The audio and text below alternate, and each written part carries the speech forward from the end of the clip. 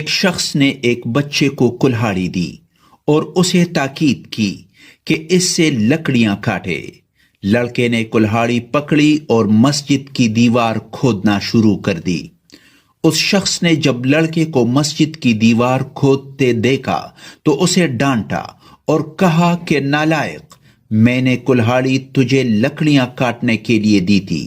تو اس سے مسجد کی دیوار کھودنا شروع ہو گیا۔ حضرت شیخ سعدی رحمۃ اللہ علیہ فرماتے ہیں کہ جو لوگ زبان جیسی پاک چیز سے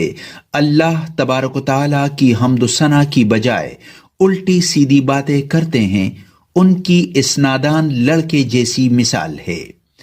اس سبق کا نصیحت آموز پہلو یہ ہے کہ زبان کی حالت یہ ہے کہ اللہ تبارک و تعالیٰ نے اسے اپنے ذکر کے لیے بنایا ہے، اور انسان اسے غیبت